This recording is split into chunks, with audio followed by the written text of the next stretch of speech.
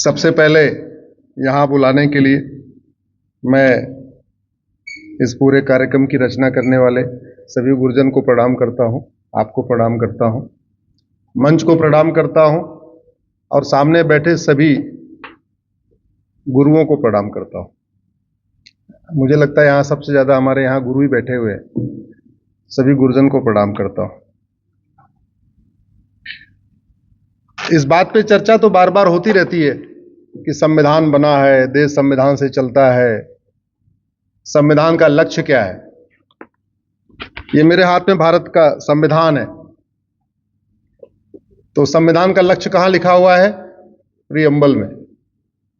Preamble में क्या लिखा हुआ है? Equality, justice, liberty, fraternity, unity, national integration. लेकिन इसको मैं अपने तरीके से 4 शब्दों में कहता हूं, आप हमारे साथ जोर से बोलिए। संविधान का लक्ष्य है धर्म की अधर्म का, प्राणियों में विश्व का यही संविधान का लक्ष्य है। और संविधान के जो हमारे तीनों पिलर हैं, जो संविधान के अंतर्गत 3 पिलर निकले हुए हैं, कार्यपालिका, विधायिका और न्यायपालिका, उन तीनों का भी यही लक्ष्य है। मंत्रालय अलग अलग हैं। धर्म की जय हो ये कार्य एक तरीके से गृह मंत्रालय का है, अधर्म का नाश हो ये कार्य कानून मंत्रालय का है, प्राणियों में सद्भावना हो ये कार्य शिक्षा मंत्रालय का है, भारत का कल्याण हो ये उद्योग मंत्रालय और वित्त मंत्रालय का है। लेकिन अल्टीमेटली मोटा मोटा आप देखें तो 4 काम है। मैं गलत भी हो सकता हूं, आप लोग ज्यादा पठन पाठन करते रह लेते हैं, एक बार इस तरीके से सोचिएगा। भारत के साथ जो सबसे बड़ी दिक्कत यह हुई कि 90% संविधान निर्माता हिंदी में सोचने वाले थे। और यहां भी जितने लोग बैठे हुए हैं, इसमें से हम सोचते किस में, अंग्रेजी में या हिंदी में? हिंदी में। और संविधान किस में बन गया? अंग्रेजी में। एक और जो सबसे बड़ी दिक्कत ये आई, अंग्रेजी और हिंदी के शब्दों में लगभग 1:10 का रेशियो है। अंग्रेजी में 26 अल्फाबेट है, आप उसका कॉम्बिनेशन परम्यूटेशन बनाइए, कितना भी बनाएंगे 10 लाख से ज्यादा शब्द नहीं बन पाएंगे।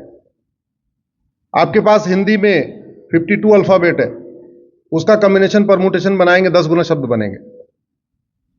तो हमारे पास हर कार्य के लिए एक शब्द है,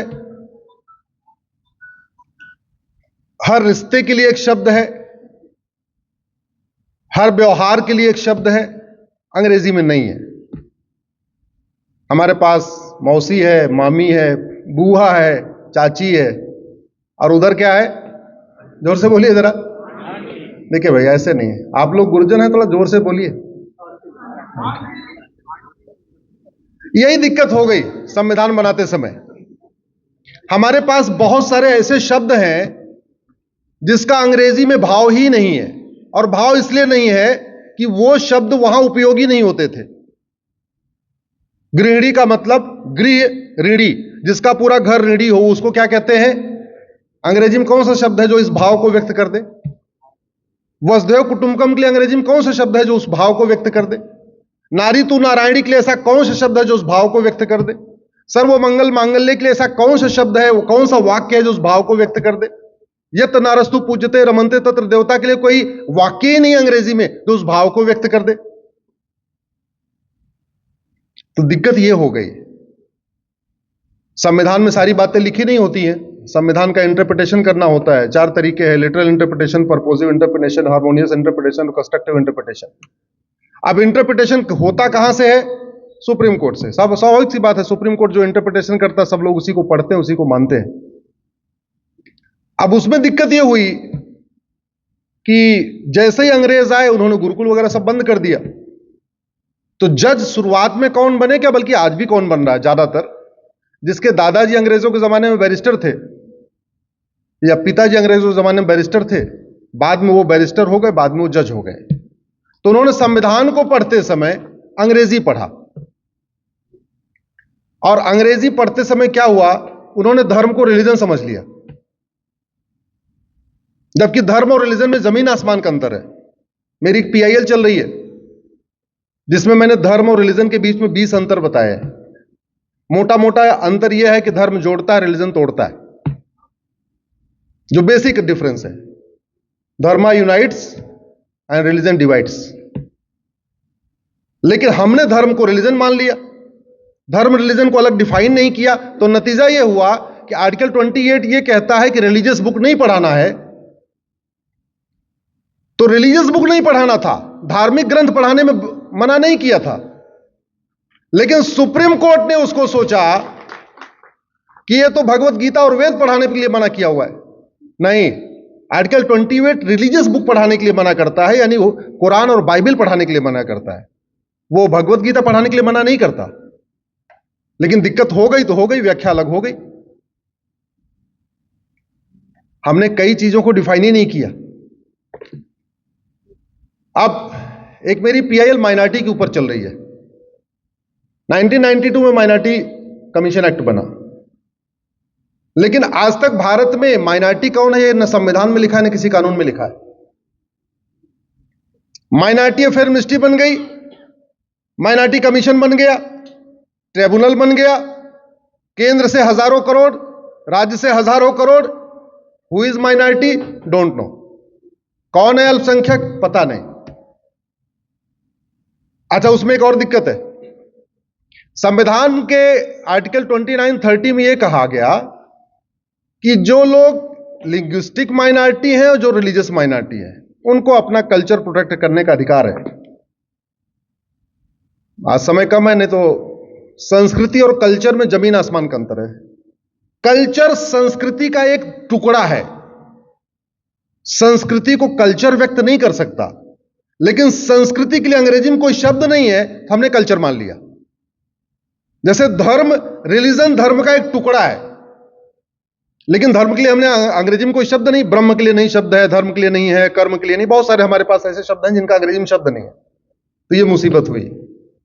आज का जो मुख्य विषय है वक्फ बोर्ड, यह भी उसी मिस इंटरप्रिटेशन का परिणाम है। मैंने सुप्रीम कोर्ट में जब 1992 के माइनॉरिटी कमीशन एक्ट को चैलेंज किया, तो हमने कहा कि आप ये बताइए, लिंग्विस्टिक माइनॉरिटी लिखा हुआ है, रिलीजियस माइनॉरिटी लिखा हुआ है, दुनिया में 6,500 भाषाएं बोली जाती हैं, तो क्या 6,500 भाषाओं को भारत में लिंग्विस्टिक माइनॉरिटी का दर्जा मिलेगा क्या? दुनिया में 1100 रिलीजन है, तो क्या भारत में 1100 रिलीजियस माइनॉरिटी होगी क्या? यह संविधान किसका बना? जोर से बोलिए जरा। भारत का। किसके लिए बना? भारतीयों के लिए।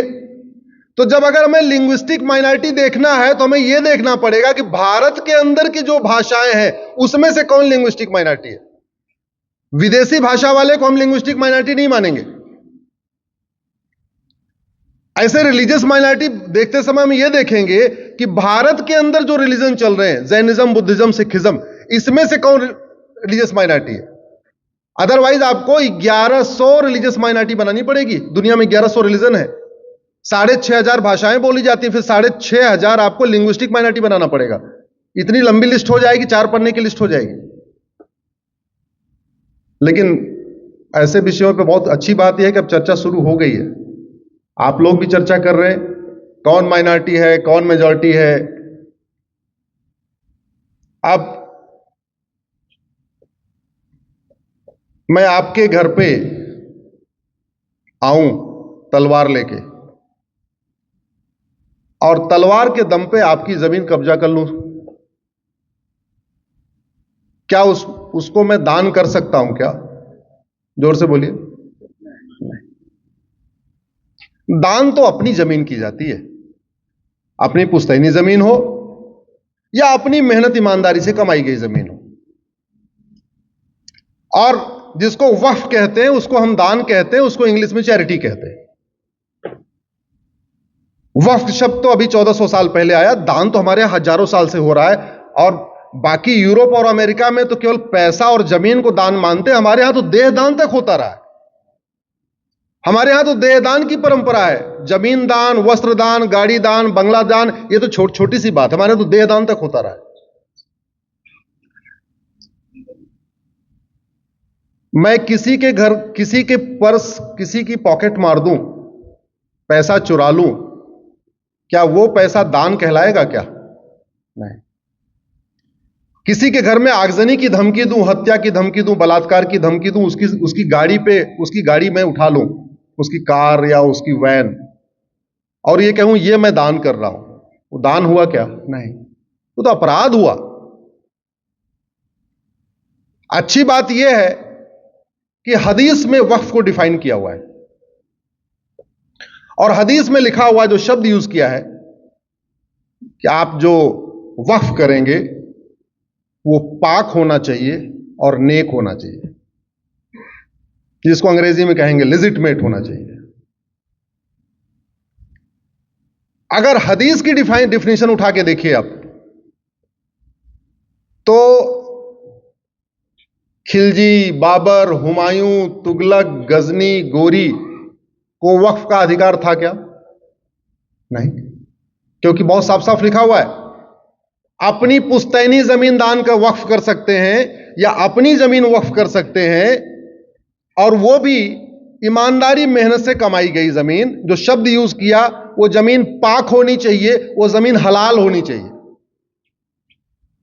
नापाक जमीन नहीं, हराम जमीन नहीं, पाक जमीन, हलाल जमीन, और नेक तरीके से, नेक नियति से कमाई गई जमीन। नेक नियति से कमाई गई जमीन, तो मेरी व्याख्या यही है कि वो हत्या मर्डर करके नहीं, बलात्कार की धमकी देके नहीं, दूसरों के जमीन पे कब्जा करके नहीं, या तो अपनी पुश्तैनी जमीन हो या हमने खुद खरीदा हो।